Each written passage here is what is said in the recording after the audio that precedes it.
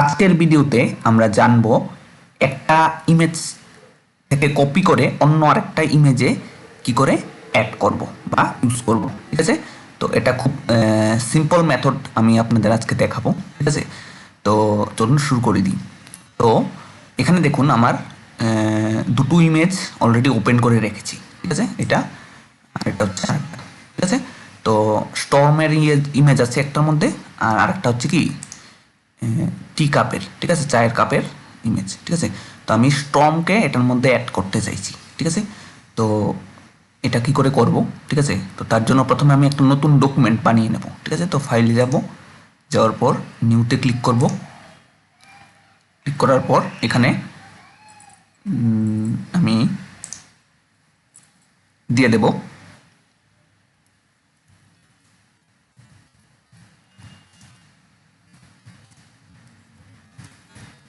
Sturm in a teacup. ঠিক আছে, ধরুন এই ধরনের কিছু নাম দিয়ে দিলাম। তারপর এখানে আমি 1080 পিক্সেল করে দিলাম, হাইটটাকেও 1080 পিক্সেল করে দিলাম। ঠিক আছে, তারপর এখানে কালার মোড 8 GB হবে। ঠিক আছে, তারপর আমি এখানে কি করব, এটাকে ক্রিয়েটে ক্লিক করব। ঠিক আছে, তো আমার নতুন একটা ডকুমেন্ট ক্রিয়েট হয়ে গেল। ঠিক আছে, তো এবার এটার মধ্যে আমি প্রথমে এটাকে আনবো, এখান থেকে ইমেজ আনবো। ঠিক আছে, তো তার জন্য আমি যে সেকেন্ড যে টুলটা, সেটা হচ্ছে কি রেক্ট্যাঙ্গুলার মার্কিউ টুল। ঠিক আছে, এই গ্রুপের আন্ডারে যেটা আছে, এই সেকেন্ড টুলের গ্রুপটার আন্ডারে রেক্ট্যাঙ্গুলার মার্কিউ টুলটাকে আমি চুজ করব। ঠিক আছে, চুজ করার পর আমি কি করব, এখানে শিফট প্রেস করে আমি এখানে সিলেকশন তৈরি করব। ঠিক আছে, শিফট কেন? কারণ শিফট প্রেস করলে এটা প্রপোর্শনালি হবে, হাইট উইথ প্রপোর্শনালি হচ্ছে হবে রেশিও ওয়াইজ। ঠিক আছে, তো করার পর আমি এটাতে কি করব, কন্ট্রোল সি দিয়ে এটাকে কপি করব। সিলেকশন করার পর, কপি করার পর আমি কি করব, যে নিউ ডকুমেন্ট এটার মধ্যে পেস্ট করে দেব, কন্ট্রোল ভি। ঠিক আছে, তো এটা একটু বড় হয়ে গেছে, তো একটু কন্ট্রোল টি দিয়ে এটাকে একটু অ্যাডজাস্ট করে নিতে হবে আমার সাইজটাকে। ঠিক আছে, জুম করে, তো আমি শিফটে প্রেস করে এই কর্নারের মধ্যে আমি ক্লিক করব। ঠিক আছে, প্রপোর্শনালি আমারটা হয়। ঠিক আছে না, ঠিক আছে, তারপর আমি এটাকে অ্যাপ্লাই করে দেবো। ঠিক আছে,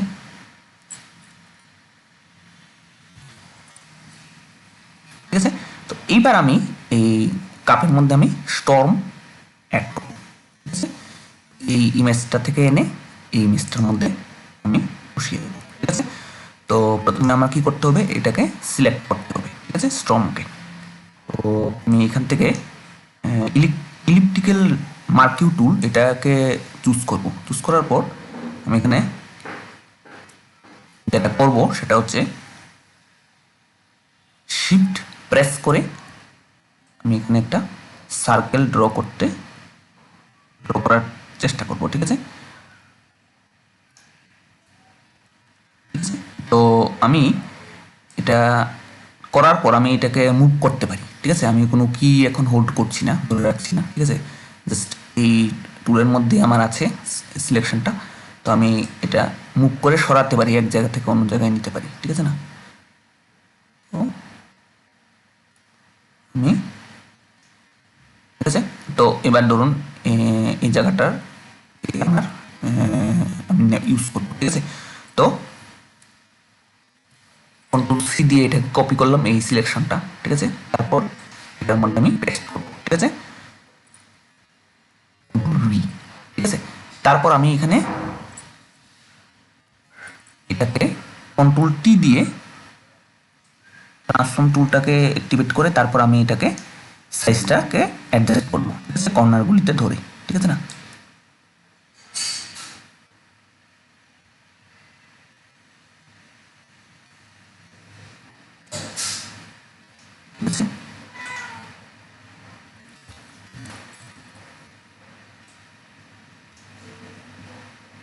কর্নারগুলিতে ধরে আমার কি করতে হবে, সাইজটাকে অ্যাডজাস্ট করে নিতে হবে, ঠিক আছে না।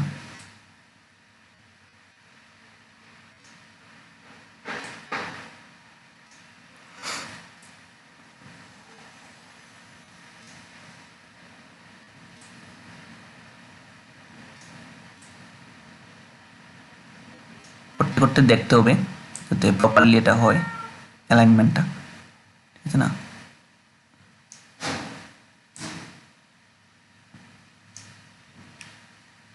ঠিক আছে, তারপর তো ওই অ্যারো কিগুলি আছে, যদি অসুবিধা হয় অ্যারো কি ইউজ করে আমরা উপর নিচে করে এটাকে প্রপারলি প্লেস করতে পারি, ঠিক আছে। তো তারপর ফাইনালি আমি টিক চিহ্নটার উপর ক্লিক করলে দেখবো এটা বসে গেছে, ঠিক আছে।